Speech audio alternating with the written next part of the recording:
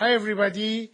Welcome back to my podcast. I'm your host, Aryan Rasulipur, and today we are talking about deep, immersive journey into one of the most fascinating stories in human culture, the evolution of English language.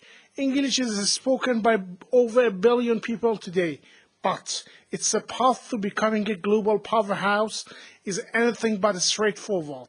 It's a story of migrations, invasions, cultural collisions, sound shifts, scribes, poets, printing presses, colonizations, technology, and the unstoppable creativity of everyday speakers. In this episode, we are going to travel across the thousands of years from prehistoric roots of Proto-Indo-European all over the way of TikTok slangs and global Englishes. So, settle in this full, unfiltered, richly detailed story how English became English. Let's start long before England existed, long before Germanic tribes, long before even writing. We begin with Proto-Indo-European, often abbreviated as PIE, the hypothetical ancestor of the most European and many South Asian languages. It was spoken around 5,000 years ago, or around 4,500 years ago to 2,500 years ago, somewhere in Pontic-Caspian steppe, between Siberia and Caucasus. PIE is not English, but English carries its fingerprints everywhere. Words like mother, father, brother, night, star, water, all trace back to the PIE or Aryan's languages. Aryan's race group people languages. From the PIE came Proto-Germanic, the ancestor of English, German, Dutch, and Scandinavian languages. These languages where the language begins to sound more familiar. Grimm's Law, a major sound shift, transformed PIE consonants into Germanic ones we know today. For example, P became Germanic fe, pater, father, and the, Germanic the, tres, three, 1, 2, 3, like this. Already English is being shaped by the German deep prehistoric forces. Now we jump into the 5th centuries after Jesus Christ's birth. The Roman Empire has withdrawn from Britain. Into this vacuum comes to Angles, Saxons, and Jutes, Germanic tribes from what is now Denmark and northern Germany, came here, and they bring their West Germanic dialects, and all these dialects become Old English. Old English is not Shakespearean language or Elizabethan one. It's even close. It's heavily inflected language with grammatical gender, case endings, and a vocabulary that feels almost aligned to modern ears. A sentence like the king's son are riding to the fourth less would like the king's son Rafeth to der Funstein. But it's an Old English sound, what is like that.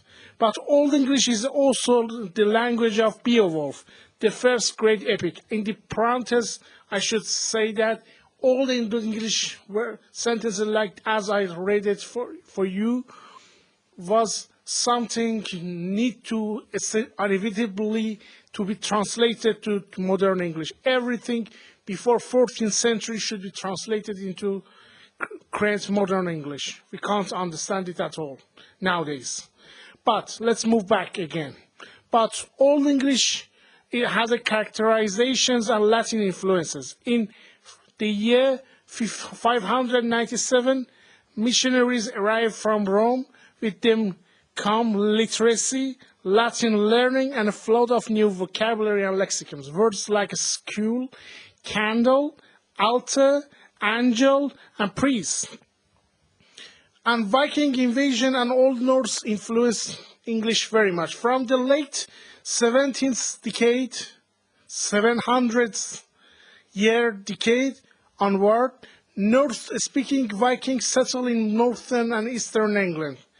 Their languages mixes with Old English, giving us everyday words like sky, egg, they, them, there, and also take, give, and call.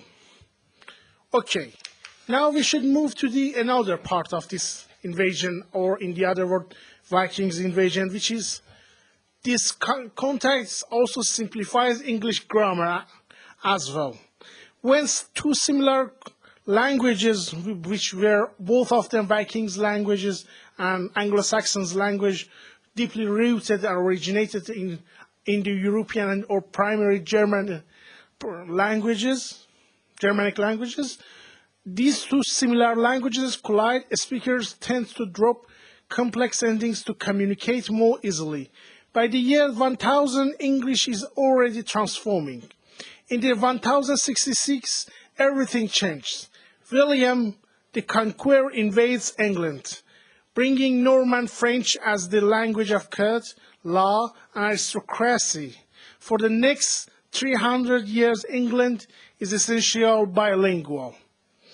Throughout this time, there was a very common and prominent phrase, which we know that in French language was that l'anglais est une langue française que du mal prononcée. In the other word, in the English language, it was English is the bad pronunciation of the French language in these conquer views. English survives among the common people in that time, but absorbed thousands and numerous quantity of French words like government, justice, prison, beauty, courage, beef, pork, mutton. This is why English has doubled like ask and question or freedom and liberty. For example, we have ask, which is Germanic rooted in the other word, and question that comes from question from French, and freedom that comes from German languages, and liberty that comes from liberté from French language. Grammar simplifies. Old English complex cases system collapses. Word order become more important. Inflections disappear. English become more analytic and more like the English we know today. In this time, we had a Middle English. And Chaucer and the rise of London dialect by the year 1300, English is back in the official use. Geoffrey Chaucer writes the Canterbury Tales in Middle English language, a language that is readable with effort but is still quite foreign for us. For example, one that April with his sure sword.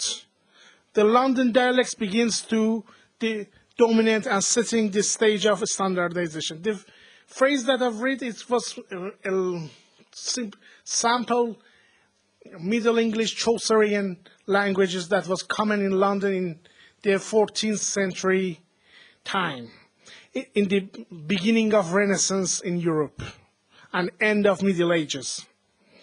And early modern English, in types of modern English, was come in this year between 1500 and 18th century, between 16th century and 18th century. It was time of early modern English. This is the an era of Shakespeare, the King James Bible and printing press development.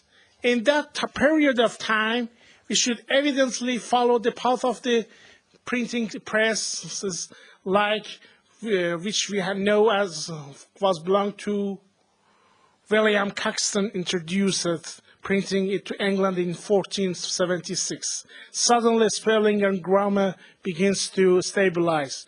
Books like Bible become chapterized and translated and easy to spread and easy to hand out to among society.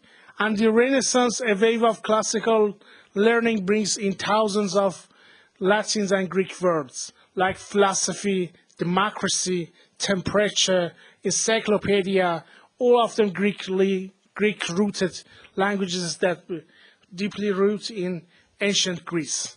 English become a language of science, scholarship, and global exploration furthermore as we go forward. And the great vowel shift movement between the 15th century and 18th century, English vowels undergo a massive systematic changes.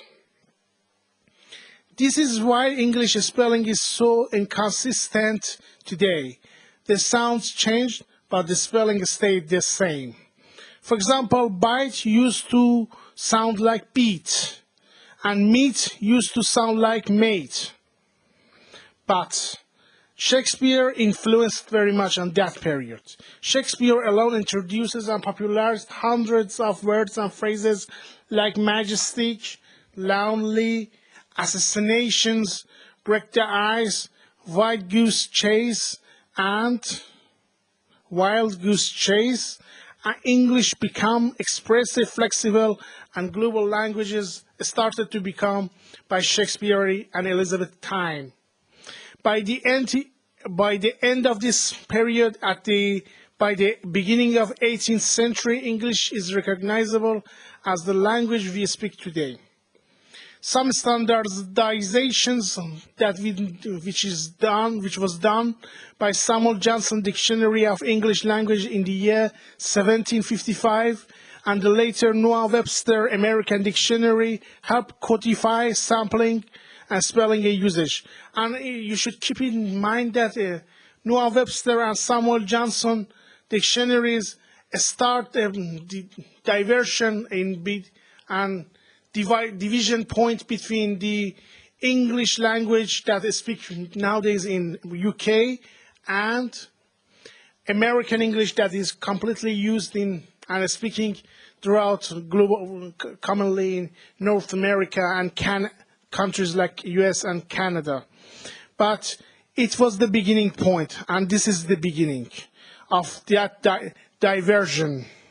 And colonial expansion had a very such influence on this process.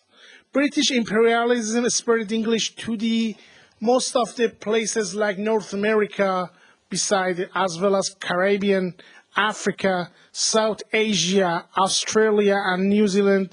And local languages affected English in each region, affects English in each region, creating new varieties. And by this affecting industrial revolution is not neglectable and ignorable. New inventions require new words. Engine, factory, electricity, locomotive, all of them are words and terms that generated throughout the Industrial Revolution. And in 20th and 21st century, global English was beginning to blossom, as we know and we live today. The rise of United States, Hollywood, pop music, internet, and global businesses and sermons, English today is lingua franca, or such a bridge that we can communicate between cultures by English. For example, if I want to talk as a Persian speaker, as an Iranian boy, to a Japanese boy or colleague or lady, I should use English as a communication language. It's a lingua franca in the other world. And today English is shaped by social media, multicultural cities, global migrations, technology and youth culture, where the spirit faster than ever. English is so longer owned by Britain or America. It belongs to the world. We never speak of a word Englishes varieties like Indian English, Nigerian English, Singapore English, Scottish English, Filipino English, and as well as and so on. But we should keep that point in our mind, and it's very important to know that English has having own pronunciation, vocabulary, and cultural identity for itself. Is English still changing? Absolutely. It's absolutely changing and considered to be changed. We have so many memes, internet slangs nowadays, currently gaming vocabulary and African and American vernacular English influences, multicultural London English, borrowing from global languages terms, and English is evolving faster than ever. To sum up, so that's the story, from prehistoric roots to the global dominance. English is not a pure language, it's a mosaic, like a hybrid, superior, and survivor, and shifter. It's been revenated by every generation it has been spoken at. And the version you can speak today is just a moment in a long, ongoing evolution.